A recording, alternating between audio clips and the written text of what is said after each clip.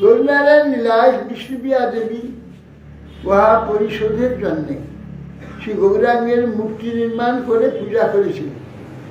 শ্রী বিষ্ণুপ্রিয়া দেবী সেবিত গৌরাঙ্গ মূর্তি অদ্যাপীয় নবদ্বীপে পূজিত হয়েছেন। বংশী বদরান্দ ঠাকুর, শ্রী ঈশান ঠাকুর বিষ্ণুপ্রিয়া দেবীর কৃপালাভ করেছিলেন। মহাপ্রভু সন্ন্যাস গ্রহণ করলেন। ঈশান ঠাকুর আর বংশী বদরান্দ ঠাকুর সচিমাকে বিষ্ণুপ্রিয়া দেবী সেবা করেছিলেন। তো বিষ্ণুপ্রিয়া দেবী এইভাবে গৌরনারায়ণের ইচ্ছা পূরণ করেছেন।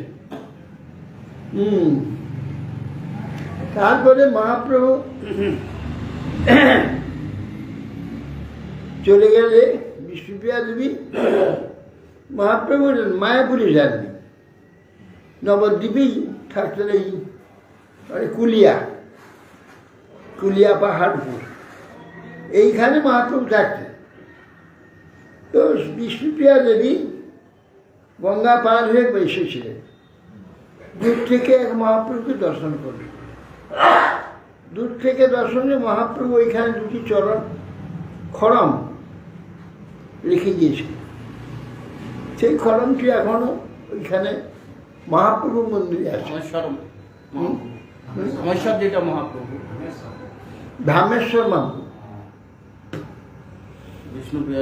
বিষ্ণুপ্রিয়া ওইখানে মহাপ্রভু মূর্তি প্রকাশ করে ওই চরণ দুইটি খড়ম ছিল, সেবা করতেন। বিষ্ণুপ্রিয়া দেবী অন্তরিত হওয়ার পর বংশী বদরানন্দ ঠাকুর তিনি সেবা করতেন। তারপরে যখন নবদ্বীপ সব ভেঙে গঙ্গা ছিন্ন ভিন্ন করে দিল, ছিন্ন ভিন্ন করে দিতে সব লোক সেই পুরানো নবদ্বীপ মানে মায়াপুর ছেড়ে কুলিয়া এই পাশে পেরিয়ে এল। পেরিসে মন্দির তন্দির করে সেই সময় আবার বিষ্ণুপ্রিয়া দেবীও মহাপ্রভুকে নিয়ে এই পাশে আসে মায়াপুর থেকে নবদ্বীপে এসে। নবদ্বীপে এখন ধামেশ্বর মহাপ্রভু মন্দিরে আছে। ধামেশ্বর মহাপ্রভু ওই মূর্তি, কি সুন্দর মূর্তি। বিষ্ণুপ্রিয়া দেবী হ্যাঁ স্বয়ং প্রকাশ হয়েছেন, তো মহাপ্রভু দিয়েছেন বিষ্ণুবাইকে সেবা করতে। অপূর্ব মূর্তি ধামেশ্বর মহাপ্রভু। হ্যাঁ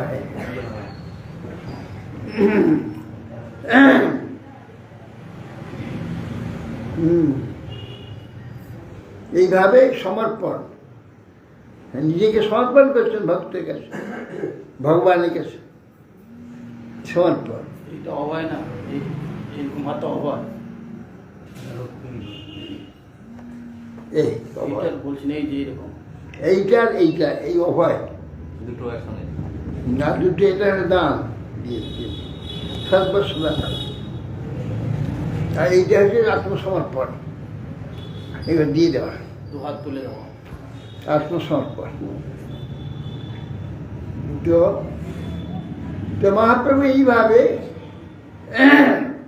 নিজেকে দেশের সেই সেবা আজও পর্যন্ত সেই ধামেতে সুন্দর সেবা আসছে।